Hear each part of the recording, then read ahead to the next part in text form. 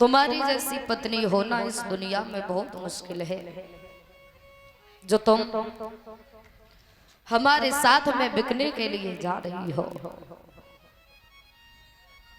रोहितास आ गए, जवाब दिया, मां आप उदास क्यों हो? कहने लगे, महाराज हरिश्चंद्र बेटा, क्या तुम हमारे साथ में बिक सकते हो? रोहितास ने जवाब दिया, पिताजी वो संतानी ही क्या है जो माँ पिता का दुख और सुख में साथ ना दे। हम आपके साथ में जरूर बिकेंगे। याद रखना भैया, रानी तारा, पुत्र रोहितास, राजा हरिश्चंद्र चल देते हैं। राजसी वस्त्रों को उतार दिया। तारा ने एक मोटी सी साड़ी को पहन लिया, बेटे ने एक लंगोटी को बांध लिया, हरिश्चंद्र ने एक धोती को पहन लिया। पहुंच गए विश्वामित्र के पास में। जवाब दिया, महात्मा जी आ गए। बोले आ गए? बोले हाँ। ऐसा करो, चलो हमारे साथ में। काशी के लिए जैसे ही चले, 2 कदम चल पाए, महाराज हरिश्चंद्र की आंखों से सुरधारा बहने लगी। क्यों? जब अपनी जन्मभूमि छूटती है तो बड़ा दुख होता है। जब इंसान अपने घर से परदेश जाए ना, तब भी आंखों से आंसू निकल आते हैं। और वहां तो महाराज हरिश्चंद्र अपना राजपाट, प्रजा के लोग सभी छोड़ करके काशी में बिकने के लिए जा रहे थे।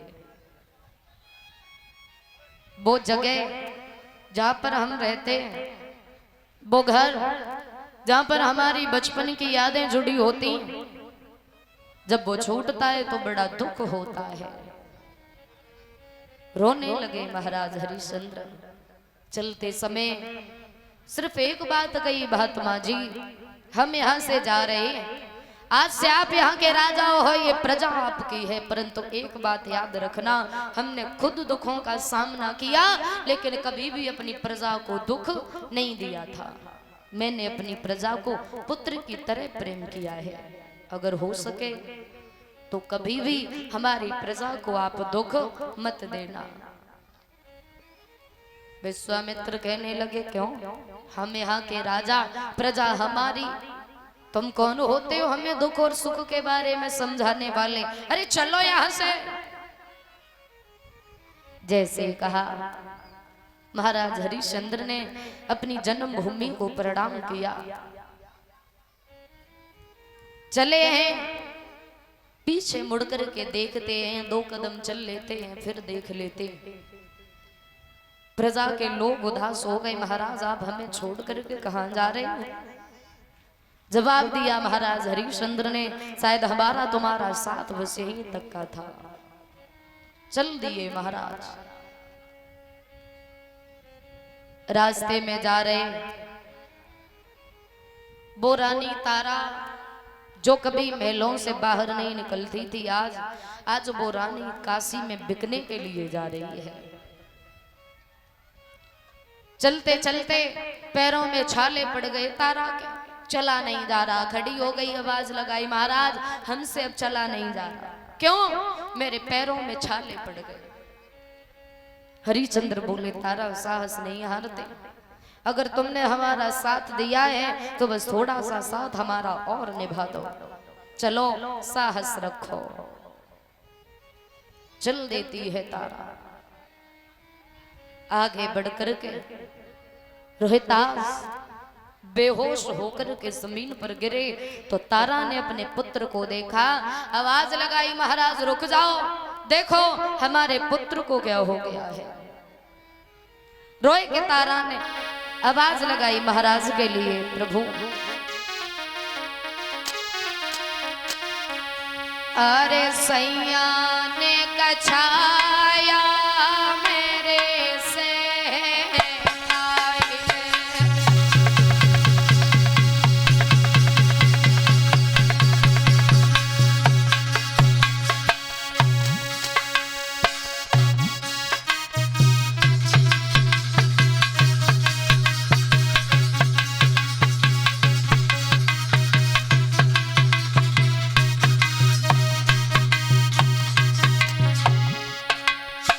सैया ने छाया मेरे से ताइले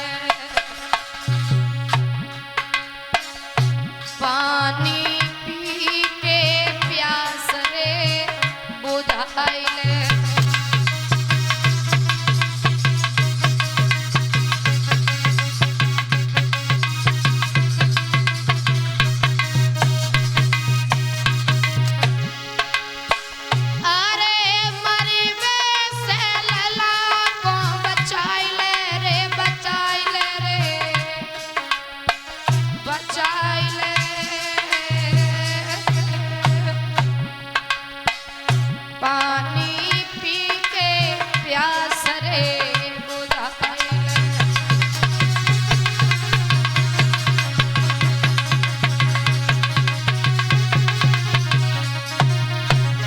जवाब दिया तारा ने, महाराज रुक जाओ, पानी पी लो, हमारे पुत्र की दशा देखो, अरे इसे भी पानी पिला दो।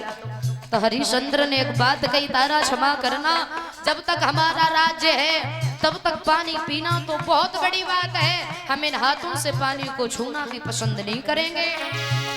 बोले हरिश्चंद्र,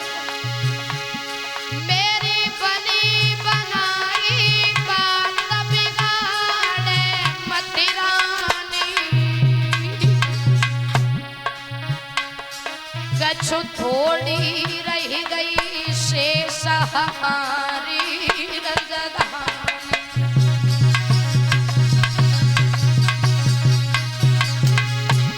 मेरी नारे बांध लो और दिल अपने में धीर, जब तक राज्य रहे मेरी प्यारी पिए नहीं हमनी। इसलिए तारा तासे ले बेटा को गोद आगे की सीध लगाई ले, तासे ले लाला को गोद आगे की सीध लगाई ले।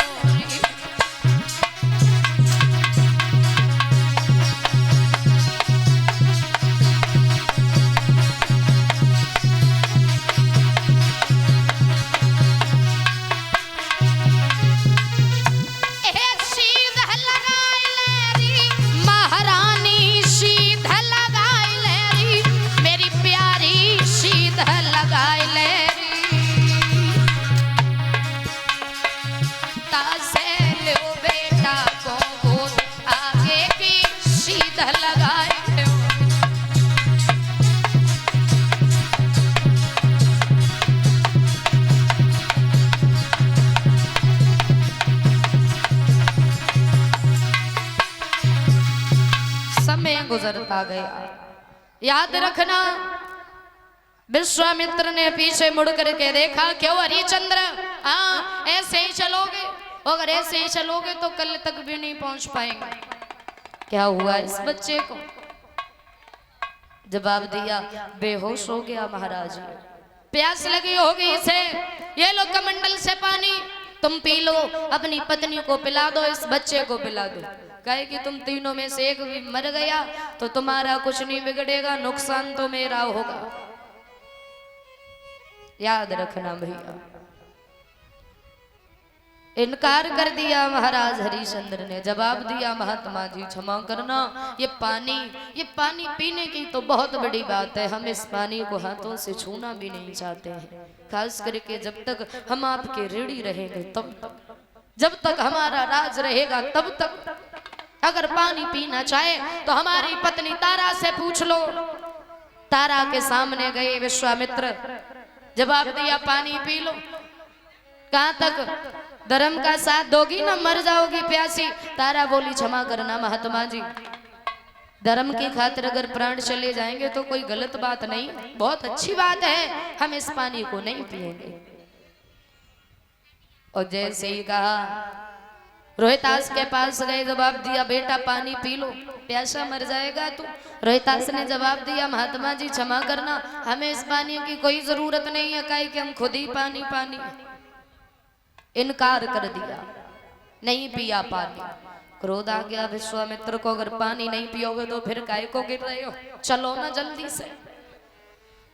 पुत्र की कलाई पकड़ ली, तारा ने लेकर के चली बच्चे को।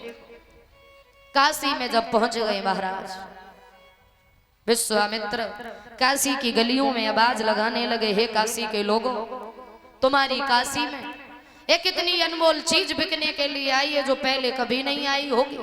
आवाज लगाई विश्वामित्र ने और बोले कि 3 प्राणी खड़े आज बिकते यहाँ, लेने वाले न आए तो मैं क्या करूं।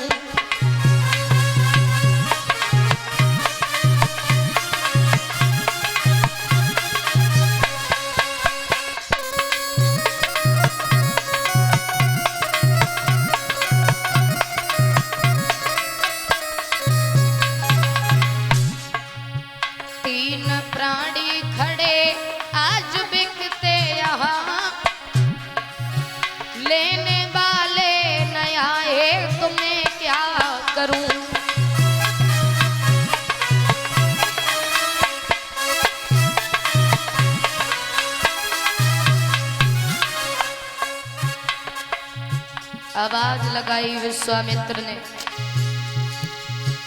3 प्राणी खड़े आज बिकते यहाँ, लेने वाले न आए तो मैं क्या करूं।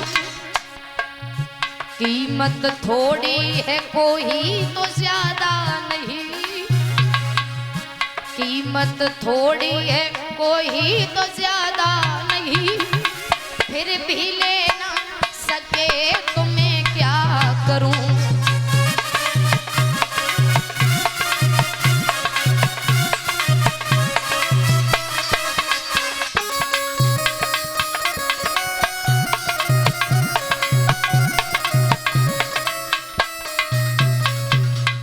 आवाज लगाई विश्वामित्र ने। उसी समय काशी नगरिया से एक कल्लू मेहतर निकल करके आया। कल्लू मेहतर जैसे ही आया विश्वामित्र के सामने खड़ा हो गया, जवाब दिया, क्यों महात्मा जी आप ही बेच रहे हो? बोले हाँ हम ही बेच रहे हैं। जरा ये बताओ इस पुरुष की कीमत कितनी है? बोले इस पुरुष की कीमत है 20 भार सोना। तीनों ले जाओ 60 भार सोना। उम्र में अंतर है परंतु कीमत में कोई अंतर नहीं है। जैसे ही कहा, जवाब दिया कल्लू मेहतर ने, इस पुरुष को मैं खरीदूंगा क्योंकि मेरे यहाँ पर कोई काशी की गलियां साफ करने वाला नहीं है। आगे बढ़ा कल्लू मेहतर, हरिश्चंद्र को खरीद लिया उसने। 20 बार सोना दिया, हरिश्चंद्र को खरीद लिया। और महाराज जैसे ही चले तब तक तारा ने आवाज लगाई दी, महाराज रुक जाओ। क्यों? पहले हमें बेचो उसके बाद में तुम बिकना, क्योंकि जो चीज अपनी आंखों के सामने बिकती है ना, उस चीज पर हमारा अधिकार रहता है महाराज। और जो चीज हमारी आंखों के सामने ना बिके उस चीज पर हमारा कोई हक नहीं होता है। पहले हमें बेचो उसके बाद में तुम बिकना। खड़े हो गए महाराज। तब तक क्या देखा, ब्राह्मण जी आ गए। तारा को खरीदा उन्होंने, हमारे यहाँ कोई भोजन बनाने वाला नहीं। तारा ने विनती करी, महाराज ये हमारा छोटा सा पुत्र है और ये माँ के बगैर कहीं रह नहीं पाएगा, ऐसा करो आप इसे भी खरीद लो, कोई छोटा मोटा काम करता रहेगा तुम्हारे यहाँ पर। ब्राह्मण को तरस आ गया, कुछ भी नहीं करेगा तो पूजा के लिए फूल तो लाता ही रहेगा। खैर कोई बात नहीं, खरीद लिया। हरिश्चंद्र कल्लू मेहतर के साथ गए, तारा पुत्र रोहितास ब्राह्मण के घर पर गए। कहा एक दिन खुद राजा थे, दूसरों पर हुक्म चलाया करते थे, आज खुद दूसरे के घर पर नौकर बनकर के गए। कहते हैं इस किस्मत को बदलते ज्यादा समय नहीं लगता है महाराज। ये समय समय बड़ी अजीब चीज होती है। समय के अनुसार इंसान को पता नहीं क्या से क्या सहना पड़ता है। और हमने तो एक चीज देखी इस दुनिया में कि सदा दिन एक से किसी के न गुजरते देखे, इंसान दुनिया में चढ़ते उतरते देखे।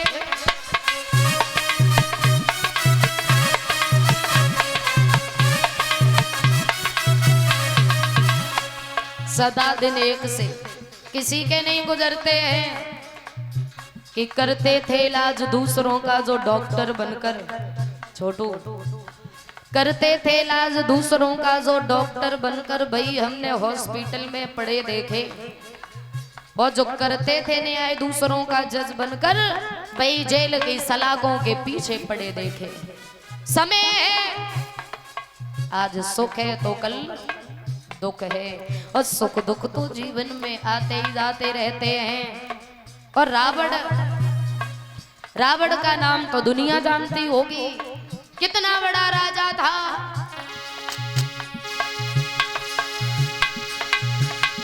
अरे एक दिन रावण ने 10 दिशा जीत ली, और एक दिन 10 शीश पड़े रहे रण में। अरे एक दिन श्याम सुंदर भाग गया रात, एक दिन कंस को मारे 2 पल में।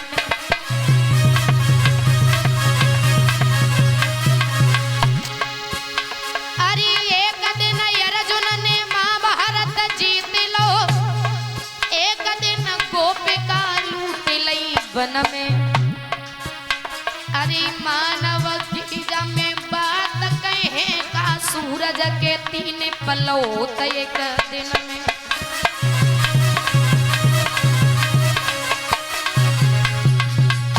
इसलिए भैया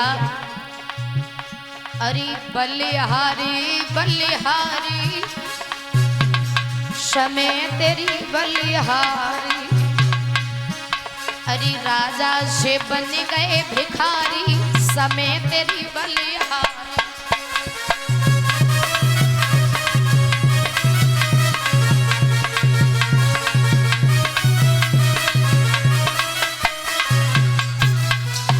याद रखना भैया, समय गुजरता गया।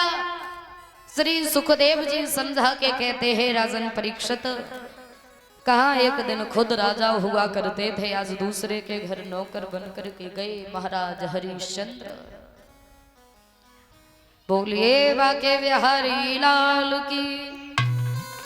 बोले प्यारा सा कीर्तन तालियों के साथ में सभी भक्त